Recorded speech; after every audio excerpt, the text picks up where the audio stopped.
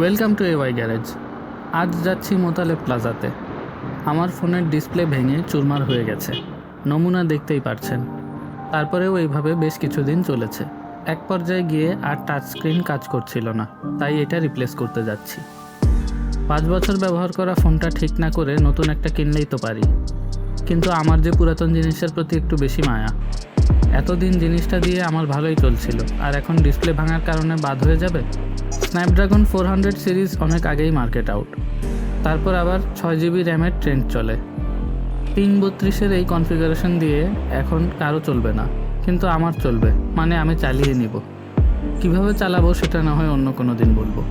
AY গ্যারেজের 90% video এই Redmi 4X দিয়েই রেকর্ড করেছি, তাই আমি এটা আরও কিছুদিন ব্যবহার করতে চাই।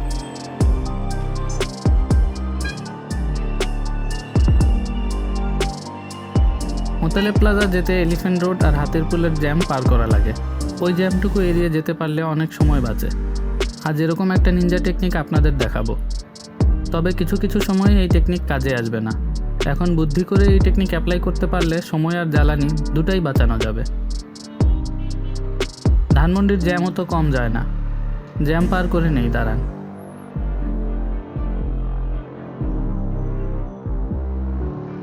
বিকালের পর বের হতে পারলে ধানমন্ডির অনেকটুকু পথ জ্যাম ছাড়া পাড়ি দেওয়া যায়, তবে সন্ধ্যা হয়ে গেলে পুরাই ধরা।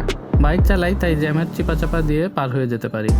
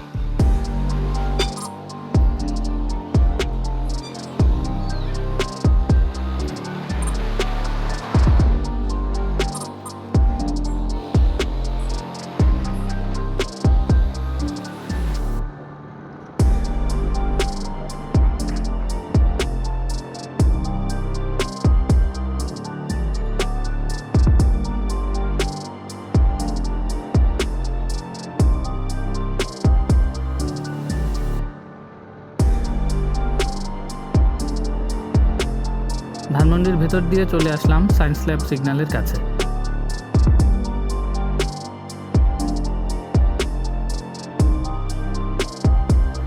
সিগন্যাল ছাড়ার পর এলিফ্যান্ট রোডে চলে আসলাম। এবার এদিক দিয়ে বাটা সিগন্যাল থেকে বাম দিক হয়ে হাতিরপুল যেতে পারি, কিন্তু যাব না। কাটাবন মোড় থেকেও বাম দিক দিয়ে হাতিরপুল যেতে পারি, সেটাও যাব না।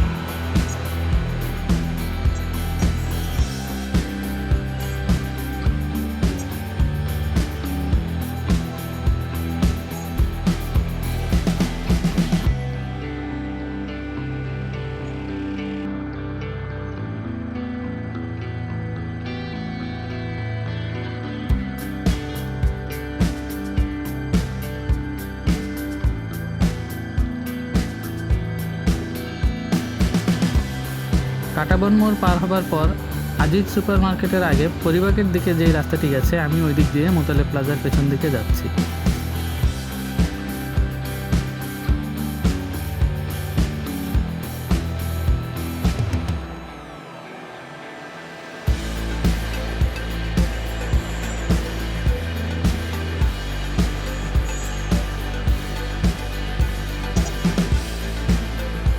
এই রাস্তাটি অনেকটাই ফাঁকা থাকে, ট্রাই করে দেখতে পারেন। তবে সন্ধ্যার পর এই মোড়টি পার হতে বেগ পেতে হবে।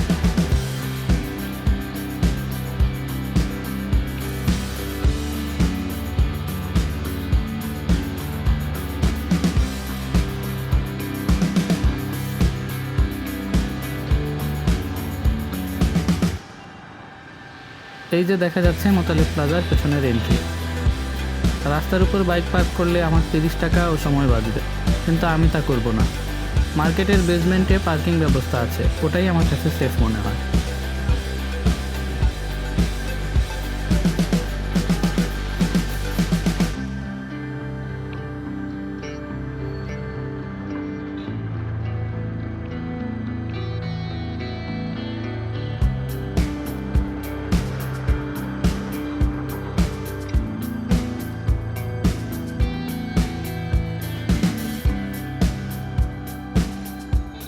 এই রাস্তা দিয়ে কিছু দূর যাওয়ার পর হাতের বামে একটা গলি পড়ে। এই গলি দিয়ে হাতির পুলের মাঝামাঝি উঠে যাওয়া যাবে।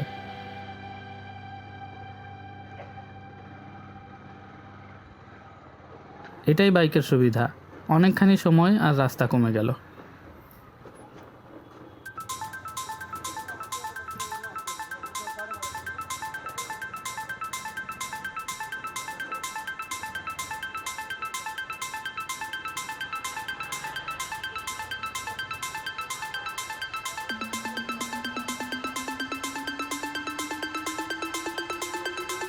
হাতির পুলে উঠেই আবার জ্যামের সম্মুখীন। জ্যাম ছাড়া ঢাকা শহর শুধু ঈদের সময় সম্ভব। যাক, এতগুলা জ্যাম কাটিয়ে আসলাম, এখন এতটুকু সময় তো দিতেই হবে।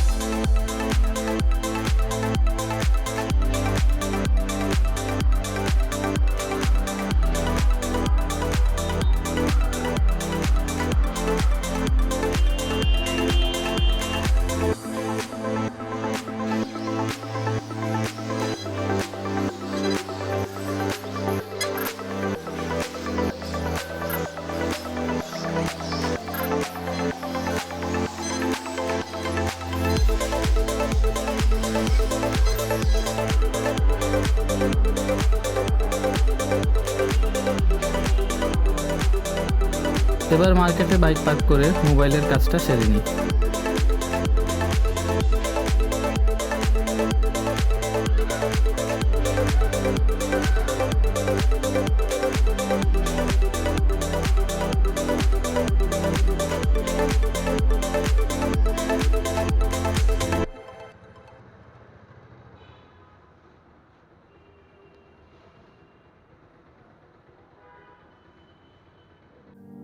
মোবাইল ঠিক করতে করতে সন্ধ্যা হয়ে যায় এবং তখন সব দিকে অনেক জ্যাম, তাই আর ক্যামেরা অন করিনি। হাতির পুল থেকে সোজা বাসায় চলে এসেছি। এই অন্ধকার আর জ্যামে ভরা রাস্তা দেখার কিছু নেই, তার চেয়ে বরং ফোনের কি হলো দেখি চলুন।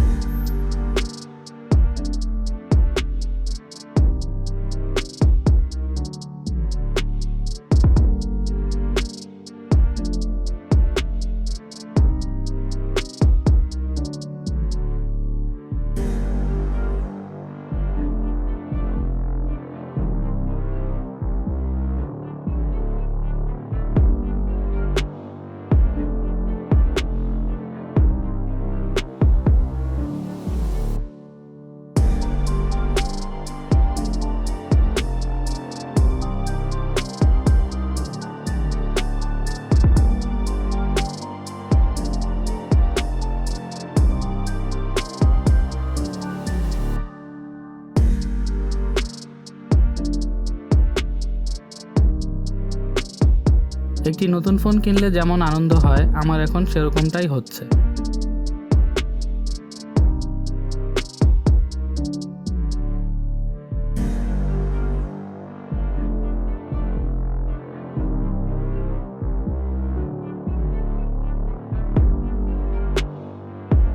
আজকের ভিডিও এখানেই শেষ করছি।